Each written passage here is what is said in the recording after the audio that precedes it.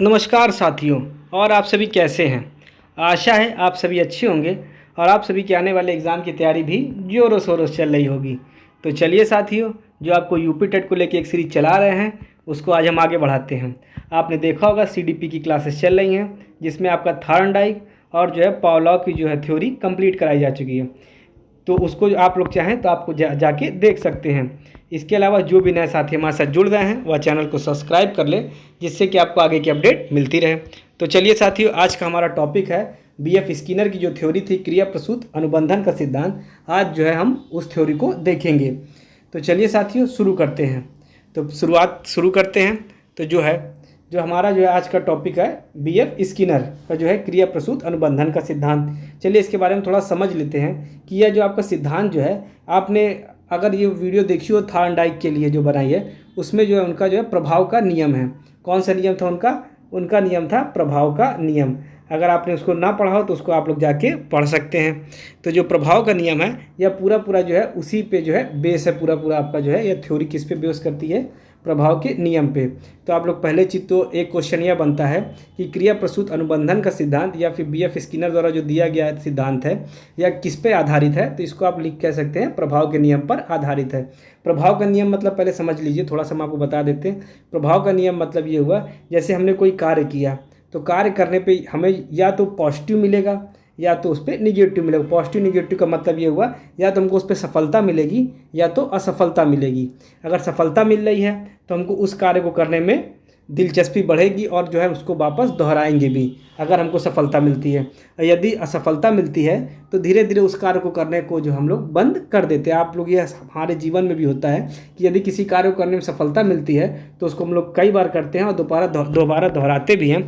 हम अगर किसी कार्य में अगर असफलता मिल जाती है, क्या मिलती है, अगर असफलता मिल जाती है तो हम उस कार्य को करने से थोड़ा सा बचने लगते हैं। तो इतना तो आप समझ गए होंगे। प्रभाव का नियम अगर देखा जाए, ब्रीफली अगर देखा जाए तो इतना तो आप लोग समझ चुके होंगे। तो चलिए अब आगे बढ़ते हैं, इनके बारे में थोड़ा देख लेते हैं। जो बीएफ स्किनर थे यह कहाँ के थे, या जो थे अमेरिकन वैज्ञानिक थे, ये अमेरिका के थे। इस चीज़ को याद रखिएगा, ये अमेरिका के थे। दूसरी चीज़, जो ये अमेरिका के जो हार्वर्ड विश्वविद्यालय के प्रोफेसर बीएफ स्किनर थे, जो इनके द्वारा जो यह सिद्धांत था 1938 में दिया गया था। तो क्या समझ में आया? पहली चीज़ तो इसको समझिएगा, या कहाँ के थे, या अमेरिका के थे। ठीक है। दूसरी चीज़ आपको क्या समझनी है कि यह जो थे अमेरिका के हार्वर्ड विश्वविद्यालय के प्रोफेसर थे और इन्होंने जो है 1938 में यह सिद्धांत का प्रतिपादन किया था। इतना आप लोग समझ चुके होंगे।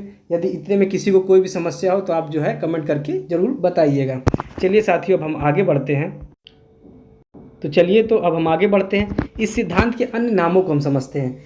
ये इससे भी कई बार क्वेश्चन पूछा जाता है। क्या किया जाता है कि हम इनके जितने भी नाम हैं इनमें से कोई एक नाम दे दिया जाता है और पूछ लिया जाता है कि यह जो है किसके द्वारा यह प्रतिपादित किया गया है, या फिर यह दे दिया जाता है कि बीएफ स्किनर के द्वारा कौन सा जो है सिद्धांत प्रतिपादित किया गया है। उनमें से कोई एक नाम दे दिया जाता है। इसलिए आप सारे के सारे नामों को याद रखिएगा। आप लोग चाहें तो इसका स्क्रीनशॉट ले सकते हैं, या फिर जो भी लिख रहा हो तो उसको लिख लीजिए। पहला इसका नाम होता है ऑपरेंट कंडीशनिंग सिद्धांत। क्या चीज़ है? ऑपरेंट कंडीशनिंग सिद्धांत, इसको याद रखिएगा। दूसरा आ जाता है नैमित्तिक जो है अनुबंधन होता है। नैमित्तिक अनुबंधन होता है। तो आप अनुबंधन तो हमने 2 क्लासों में, वैसे भी आपकी 2 वीडियोस में बता चुके हैं कि क्या होता है। अगर आप फिर से एक बार समझना चाहें, अनुबंधन एक तरीके की यह समझिए क्रिया होती है जिसमें जो होता है कि एक कार्य के साथ जो होता है दूसरे कार्य को जोड़ना। जैसे आप सीधे सीधे समझिए, अगर देखा कि जब आप लोग जाते होंगे कहीं घूमने तो आपके साथ एक जो होता है, आपको कोई एक मित्र जो है आपके साथ एक जुड़ जाता है कि चलो भाई, तो यह जो होता है एक तरीके का अनुबंधन होता है।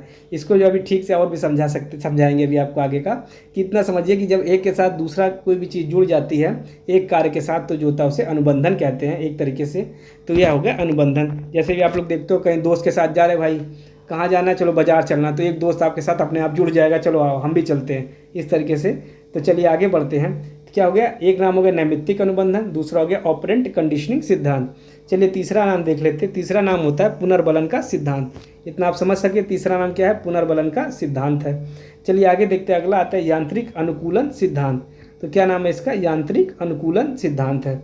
इसके अलावा क्या सक्रिय अनुबंधन का सिद्धांत है। क्या नाम है इसका? सक्रिय अनुबंधन का सिद्धांत। सक्रिय अनुबंधन मतलब यदि कोई कार्य में सक्रिय है, जो सक्रिय एक तरीके से रह के जो कार्य किया जाएगा उसमें अनुबंधन जो होता है उस तरीके से। जब आप जो इनके चूहे के ऊपर इन्होंने एक जो है जो है किया था जो है, तो उस चूहे को जो है जो भी सिद्धांत दिया था उसको जब हम पूरा थ्योरी पढ़ेंगे चूहे के ऊपर की, तो हम समझेंगे कि क्या है इसमें इसका मतलब पूरा। इसके अलावा क्या आता है, इसके अलावा आता है आरएस सिद्धांत। आर का मतलब रिस्पॉन्स, एस का मतलब स्टिमुलस, तो आरएस सिद्धांत भी इसे कहते हैं। तो क्या क्या नाम हो गए इसके, ऑपरेंट कंडीशनिंग सिद्धांत, नैमित्तिक सिद्धांत, इसके अलावा पुनर्बलन का सिद्धांत, फिर यांत्रिक सिद्धांत, फिर सक्रिय अनुबंधन सिद्धांत और फिर आरएस थ्योरी। तो इन्होंने जो चूहे के ऊपर प्रयोग किया था उसको अभी हम थोड़ी देर में पढ़ेंगे, जिससे कि आपको पूरा सिद्धांत जो है पूरा ठीक से समझ में आ जाएगा। चलिए आगे बढ़ते, तो चलिए साथियों अब आगे देखते हैं। तो इन्होंने जो है 1938 में चूहे पे एक जो है प्रयोग किया था। क्या किया था, चूहे प्रयोग। और 1943 में जो है आपके लिए कबूतर पर एक प्रयोग किया था। कब कब किया, 1938 में चूहे पर और 1943 में कबूतर प्रयोग किया। पहली चीज़ तो आपको इसमें ये याद रखना है कि मेन जो याद रखना है आपको चूहे का प्रयोग। अगर आप कबूतर के प्रयोग पे अगर थोड़ा बहुत भी अगर जानना चाहते हैं, बस इतना समझ लीजिए कि ये 1943 में किया गया था। बस उससे ज़्यादा आपको जानने की उसमें ज़रूरत नहीं है, क्योंकि उससे ज़्यादा आपको मैंने पूछा भी नहीं जाएगा। आपको जो मेन जो सिलेबस में चूहे वाला जो प्रयोग है यह पूछा जाता है। चलिए उसके अलावा जो है स्किनर ने जो है क्रिया पर जो है विशेष जोर दिया था।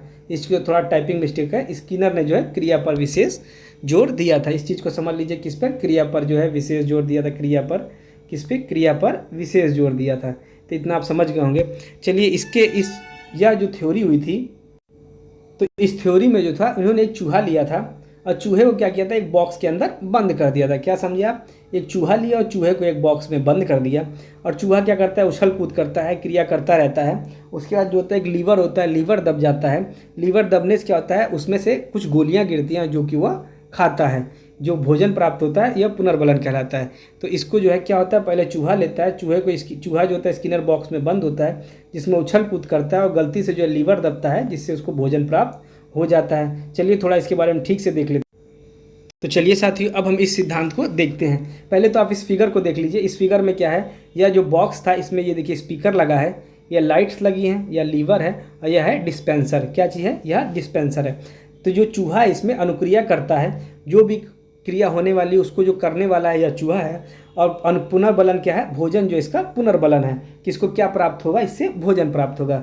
इतना आप समझ चुके हैं। देखिए इसमें क्या होता है, इसमें क्या होता है, चूहे को एक बॉक्स में बंद किया जाता है। क्या होता है, चूहा एक बॉक्स में बंद होता है जिसमें बार बार उछल कूद करता है। क्या समझ में आया, चूहा एक बॉक्स में बंद होता है, फिर बार इसमें देर तक उछल कूद करता रहता है। गलती से जो है इसका लीवर जो है, इस पर लीवर पे हाथ जो है या गलती से जो है या जो है गिरता है, जिससे कि लीवर पे गिरने पे इसके जो डिस्पेंसर से जो है गोलियां गिरती हैं, आटे की गोलियां जो थी, यह जब गिरती हैं तो यह जो इसको खाने के लिए मिलता है। इतना आप समझ गए। तो इससे इसमें क्या होता है कि जब उसको जो इसका जो प्रयोग जो होता है कि जब इसको एक बार जब गोलियां मिल जाती हैं, फिर क्या करता है, फिर ये कई बार करता है इस चीज़ को। तो जब उसको एक चीज़ पता चल जाता है कि हाँ जो है लीवर दबाने से जो है आटे की गोलियां मिल रही हैं, मतलब उसको एक भोजन मिल जा रहा है, क्या चीज़, लीवर दबाने से, तो वह ऐसा करता है कि ये जो उछल कूद करना है या बंद कर देता है। उसके बाद जो है चूहा एक तरीके से रिलैक्स हो जाता है, बढ़िया आराम से सोता है ना।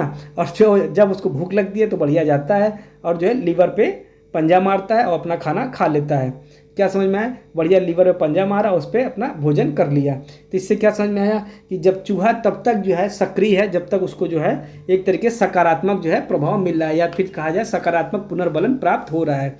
सकारात्मक पुनर्बलन का मतलब देखिए, पुनर्बलन दो तरीके के हो सकते हैं, एक सकारात्मक एक नकारात्मक। सकारात्मक में ये हुआ कि जब हमको जो हम क्रिया कर रहे हैं उस पर हमको सफलता मिल रही है या फिर हमको उससे कुछ फ़ायदा हो रहा है, तो ये सकारात्मक हुआ।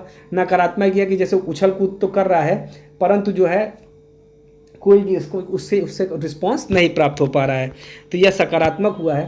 तो इसमें जो उसको सकारात्मक जब मिलता है तो वह समझ जाता है कि अब हमको कुछ नहीं करना है, खाली जब बढ़िया आराम से आराम करो और उसके बाद जो है जब भी भूख लगे तो अपना लीवर दबाओ और अपना जो है खाना मिलेगा। तो इससे क्या कहा जाता है, आरएस थ्योरी कहा जाता है। इतना तो आप प्रयोग तो समझ गए होंगे कि जो आरएस थ्योरी है इसमें क्या होता है, क्रिया करते रहना चाहिए तथा बालक को पुनर्बलन देना चाहिए। क्रिया करने गति में और जो अधिक तीव्रता प्राप्त होती है। क्या समझ में, क्रिया करते रहना चाहिए और बालक को पुनर्बलन देना चाहिए। क्रिया करने से गति में और अधिक तीव्रता आती है।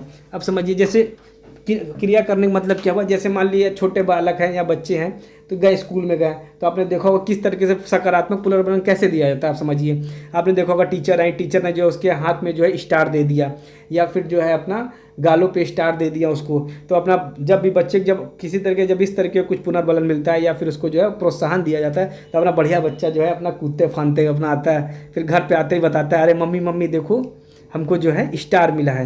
इससे क्या होता है, बच्चा जो है फिर अगले दिन फिर और भी ज़्यादा है जो भी कार्य होता है उसको और जो है उसकी लगन से करता है। आप समझ सकते हैं ये चीज़ें होती भी हैं जीवन में हमारे, कि जो भी बच्चे को अगर यदि जो है इस तरह के स्टार दे दिया जाए, या फिर आपने देखा होगा कि जो है हाथों में स्टार दे दिया जाए, या फिर इस तरीके से कई तरह गिफ्ट कुछ मिल जाते हैं कभी कदार बच्चों को कि ये भाई अब ये जो है इसके लिए, तो बच्चा काफ़ी खुश होता है। ये होता है पुनर्बलन। जब सकारात्मक पुनर्बलन होगा तो इससे क्या होता है, बच्चे को जो है उस कार्य को करने के लिए और भी लगन आती है और उसको दोहराने की कोशिश करता है। तो यह चीज़ समझ गए होंगे कि जब भी बच्चे को जो है हम सकारात्मक पुनर्बलन देते हैं तो इससे जो है बच्चा जो है आपका और भी तेज और भी अच्छा कार्य करता है। इसका मतलब यही है कि क्या समझ में आया आपको कि क्रिया करते रहना चाहिए और बालक को पुनर्बलन देना चाहिए।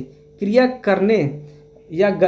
करने से जो होता है गति में और अधिक तीव्रता आती है। तो क्या हुआ, पुनर्बलन देने से यदि देने के बाद जब क्रिया करते तो उसकी जो है कार्य करने गति में और अधिक तीव्रता आती है। इतना आप लोग समझ चुके होंगे। यदि कोई प्रॉब्लम हो तो आप तुरंत जो है कमेंट करके बता सकते हैं।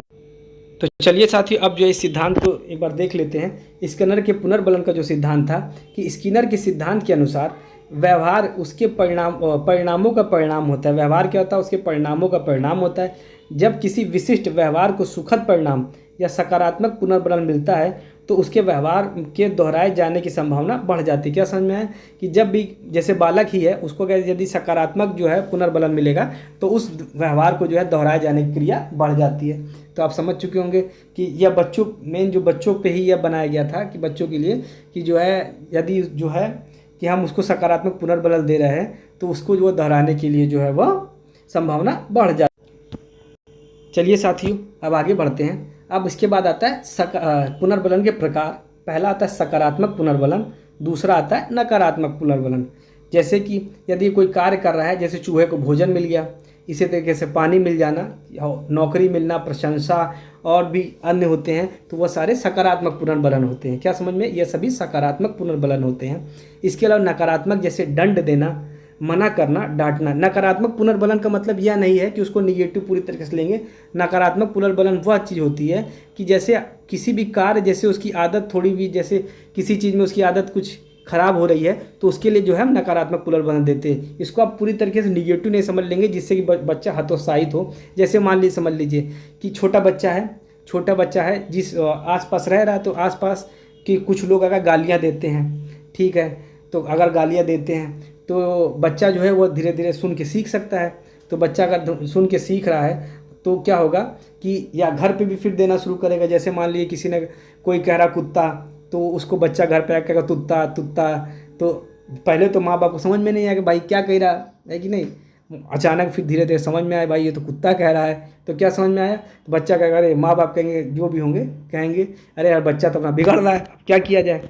तो उस समय क्या होगा कि क्या किया जाता है, फिर हमें नकारात्मक पुनर्बलन दिया जाता है। जैसे उसको थोड़ा बहुत डांटा जाएगा, इस कार्य को करने से मना किया जाएगा कि ये जो है गलत है, या फिर तब भी नहीं मानेगा तो थोड़ा बहुत दंड भी दिया जाएगा। तो इससे जो है उसकी आदत में सुधार आएगा। जैसे उसको यदि नकारात्मक पुनर्बलन दिया जाएगा तो वह जो है उस चीज़ को छोड़ देगा, उस कार्य को करना।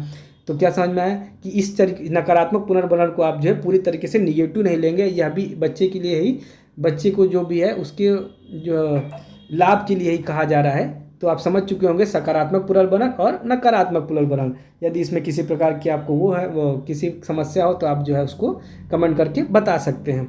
इसके अलावा क्या है, नोट क्या है कि प्राणी को यदि सकारात्मक पुनर्बलन दिया जाए तो प्राणी जो है क्रिया को दोहराता है।